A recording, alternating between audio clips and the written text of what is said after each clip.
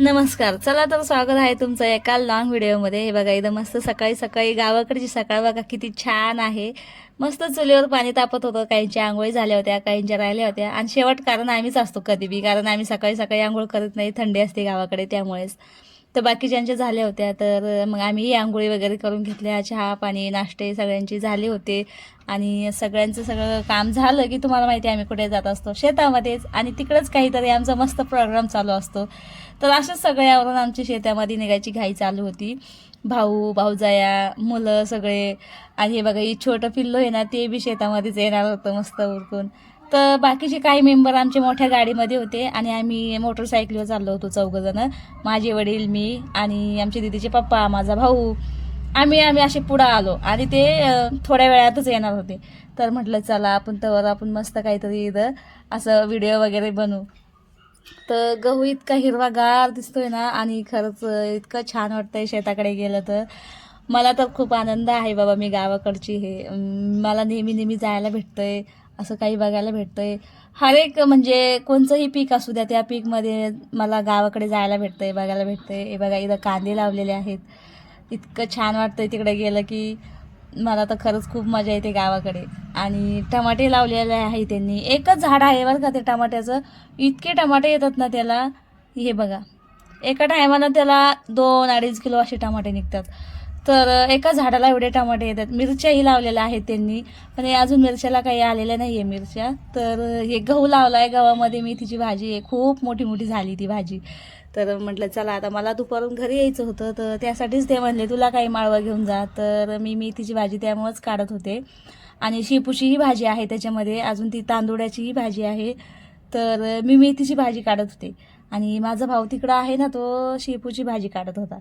तर म्हटलं चला आता आलोच इथं आपणही घेऊन जाऊया थोडंसं माळवं. तर खूप मोठी मोठी भाजी झाली ती, कारण की तिला पाणी जास्त झालेलं आहे त्यामुळेच ती एवढी वाढली भाजी.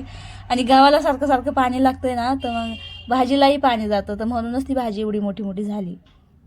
तर मी भाजी देत होते दीदीच्या पप्पाकडे. दीदीच्या पप्पाला म्हणलं पिशीमध्ये ठेवा तुम्ही.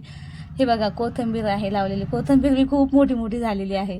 तर खरंच गावरान खायची मजाच अलग असते. आपण इकडे घेतो ना, आपल्या सिटीमध्ये विकतच भेटतंय सगळं, आणि ते बी शेतातलंच आहे म्हणा, पण असं शेतातून घेऊन आणि ताजं ताजं खायचं ते अलगच मजा आहे. तर हे बघा इथं मी भाजी अशी कंटिन्यू लगे काढायलाच लागले होते. इथून तिथून मी असं 1 तास भाजीचा इथून तिथून काढला होता. आणि हे तास असतात नाही मधले, तेच म्हटलं चला आता मी त्यांनाही काम येईल, आणि मला खूप तोडायला मजा येत होती ती भाजी, त्यामुळेच मी काढत होते. आणि कच्चीही खूप छान लागते ती खायला, कारण की आम्ही आता तिथं चिकनचा बेत होता आमचा, बिर्याणी बनवणार होता माझा भाऊ आज. तर म्हटलं चला आता भाजी वगैरे आमची तोडून झाली होती, आणि म्हटलं चला हे बघा माझ्या भावाने तोडून घेतली होती.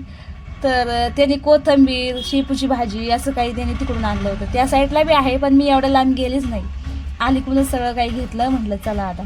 आणि शेतात म्हणजे तिथं पाणी वगैरे असतं ना सगळं गावामध्ये थोडं थोडं, तर त्यामुळेच मी एवढ्यामध्ये काही गेले नाही.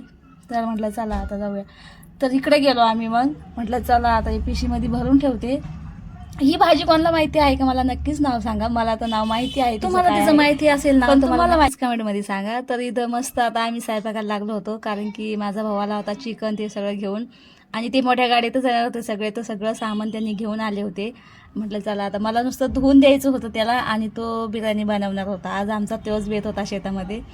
आणि असे सगळेजण असलेत ना सोबत, तर इतकं छान वाटतं ना शेतामध्ये बनवून खायला बी करायला बी सगळेजण असतात ना, तर खरंच ते अलगच एक एन्जॉय असतो आपला. आणि आम्ही दरवेळेस जातो ना, आता असं काही ना काही करतच असतो शेतामध्ये. तर ह्यावेळेस बी आम्ही हे म्हटलं चला आता बिर्याणीच बनवूया, आणि ते बी माझा भाऊ म्हटला मी बनवतो, आता तुम्ही माझ्या हातची बिर्याणी खाऊन बघा. तर खरंच खूप छान बिर्याणी बनवतो तो. पहिल्याच वेळेस त्याने बनवली होती. तसं ते बनवत असतात मुलं तिकडं, पण आम्ही कधी त्याच्या हातची खाल्लीच नव्हती. तर ह्यावेळेस आम्ही पहिल्या वेळेस त्याच्या हातची बिर्याणी खाल्ली होती. तर खूप छान खरंच बनवतो तो. आणि मग म्हटलं चला आता मला नुसतं त्याला चिकन धुवून द्यायचं होतं. आणि हे बघा सगळेजण असे बाहेर बसले होते, आणि मी तांदूळ नेसत होते. म्हटलं चला मी तांदूळ नेसून देते त्याला. आणि तो तसं करत होता काय, म्हणजे कांदा वगैरे टोमॅटो हे सगळं काही तो करत होता. त्याची बायको आणि ते दोघंजण बनवत होते, आणि मी त्यांना असं हाताखाली काय लागन ते देत होते. म्हटलं छोटं मोठं काय लागत असेल तेच.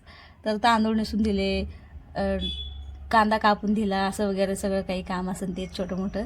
आणि माझी आई आहे बघा इकडं तांदळाला आधण ठेवलं होतं तिनं की तांदूळ याच्यामध्ये शिजून आणि त्याला द्यायचे होते. आणि हे बघा हे छोटंसं पिल्लं, थोडासा टाईम भेटला होता मध्ये तर त्याच्यासोबत खेळत होते मी. इतकी छान आहे ना मुलगी ही. खरंच किती गुणाची असतात ना लहान लेकरं, लय गुण करतात येण्यासारखे. ते बघा कशी बघते, फोन तर इतका बघते ना तिच्या हातात दिला की. आणि 6च महिन्याची आहे ती. तर मग इथं सगळं आता इकडं बिर्याणी वगैरे झाली होती, सगळ्यांचे मस्त जेवणं चालू होते, माझं जेवण झालं होतं.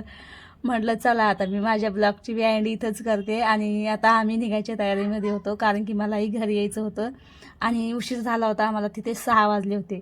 तर म्हटलं चला आता सगळ्यांचे जेवणं वगैरे झाले. चला मग भेटूया पुढच्या व्हिडिओमध्ये आपण. बाय.